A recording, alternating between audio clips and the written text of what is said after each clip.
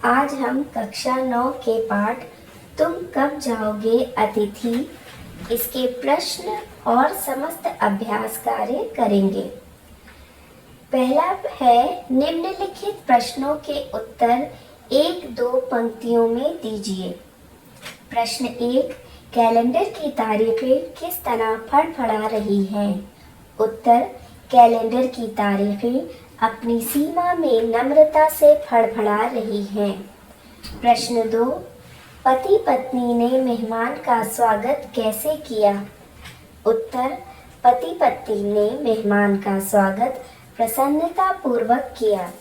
पति ने मुस्कुराहट के साथ अतिथि को गले लगाया तथा पत्नी ने सादर नमस्ते की। उन्होंने रात के भोजन में 2 प्रकार की सब्जियां, रायता और मीठे का भी प्रबंध किया।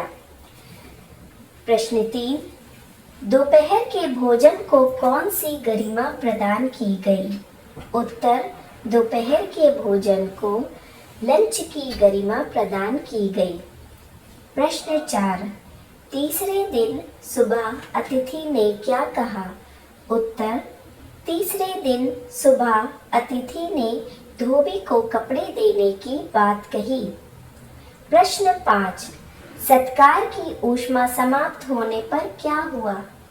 उत्तर, लेखक ने अतिथि का सत्कार करने के लिए पहले लंच और डिनर का अच्छा प्रबंध किया था, किंतु सत्कार की ऊष्मा समाप्त होने पर लेखक लंच और डिनर से नीचे उतरकर खिचड़ी पर आ गए। प्रश्न 6, लेखक अतिथि को कैसी विदाई देना चाहता था? उत्तर, लेखक अतिथि को भावभीनी विदाई देना चाहता था। वे उसे रुकने के लिए कहेंगे, लेकिन वे रुकने के लिए तैयार न होंगे। तब लेखक और तथा उनकी पत्नी अतिथि को स्टेशन तक छोड़ने जाएंगे। प्रश्न 7, अतिथि कितने दिनों से लेखक के घर पर रह रहा था? उत्तर, अतिथि लेखक के घर पर 4 दिनों से रह रहा था। और बंद करो। पाठ में आए निम्नलिखित कथनों की व्याख्या कीजिए। अंदर ही अंदर मेरा बटुआ कांप गया। उत्तर, जब लेखक ने अपने घर आए अतिथि को देखा तो उसका बटुआ कांप गया, अर्थात वो डर गया। उसे लगा कि मेहमान पर बहुत अधिक खर्च करना पड़ेगा। अतिथि सदैव देवता नहीं होता, वो मानव और थोड़े अंशों में राक्षस भी हो सकता है। उत्तर, कई दिनों तक अतिथि के ठहरने पर लेखक की धारणा बदल गई कि अतिथि देवता होता है। देवता दर्शन देकर जल्द लौट जाते हैं, लेकिन ये अतिथि जाने का नाम नहीं ले रहा था, इसलिए वह लेखक को साधारण मानव और थोड़े अंशों में राक्षस भी लगा। लोग दूसरे के होम की स्वीटनेस को काटने ना दौड़े। उत्तर, अपना घर अच्छा लगता है, इसलिए उसे स्वीट होम कहा जाता है, लेकिन लेखक के अतिथि जैसे लोग केवल अपने घर को स्वीट होम बनाकर रखना चाहते हैं। ऐसे अतिथि के आने से मेजबान अपने ही घर में अपनी मर्जी से नहीं रह पाता। इस प्रकार के अतिथि बजट बिगाड़ देते हैं और घर स्वीट होम नहीं रह पाता। मेरी सहनशीलता की वह अंतिम सुबह होगी। उत्तर, लेखक मन ही मन अपने अनचाहे अतिथि से कहता है कि अगर तुम 5वें दिन भी मेरे घर से नहीं गए तो फिर मेरी सहनशीलता समाप्त हो जाएगी। मैं अगले दिन तक तुम्हें सहन नहीं कर पाऊंगा। एक देवता और एक मनुष्य अधिक देर तक साथ नहीं रहते। देवता दर्शन देकर चले जाते हैं। अगर देवता भी देर तक रहें तो उन्हें भी सहन करना मुश्किल हो सकता है, ऐसा लेखक का सोचना है। निम्नलिखित प्रश्नों के उत्तर 50 से 60 शब्दों में लिखिए।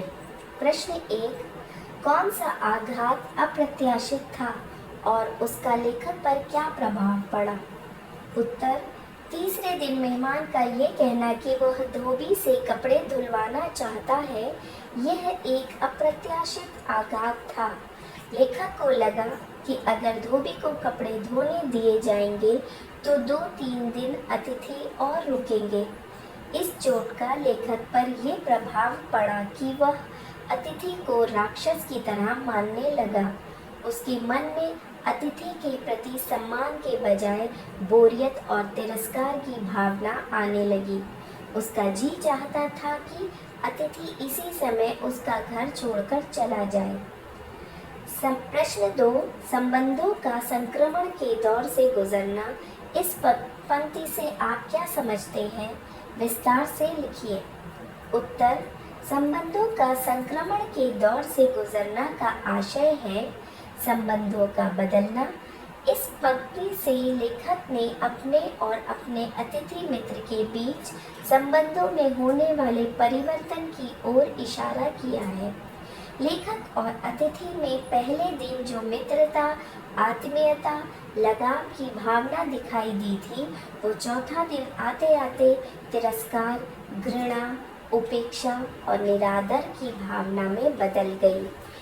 जिस प्रकार अतिथि के आने पर पहले दिन लेखक ने रात के खाने को डिनर का रूप दे दिया था, दोपहर के भोजन को लंच की गरिमा प्रदान की, परंतु चौथा दिन आते आते खिचड़ी खिलाने की नौबत आ गई।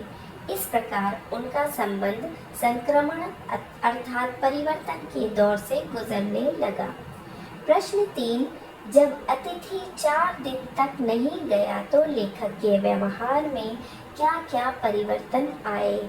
उत्तर, जब अतिथि 4 दिन तक नहीं गया तो लेखक के व्यवहार में परिवर्तन आ गया।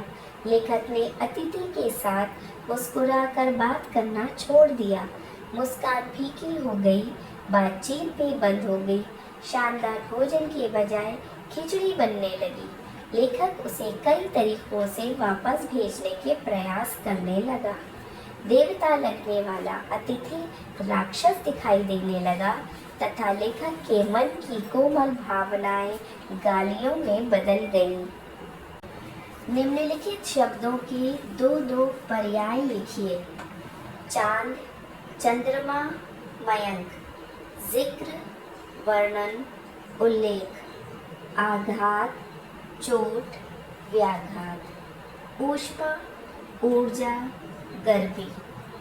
अंतरंग, घनिष्ठ, अंदरूनी। निम्नलिखित वाक्यों को निर्देशानुसार परिवर्तित कीजिए। हम तुम्हें स्टेशन तक छोड़ने नहीं जाएंगे। नकारात्मक वाक्य। क्या किसी लॉन्ड्री पर देने से जल्दी धुल जाएंगे? प्रश्नवाचक वाक्य।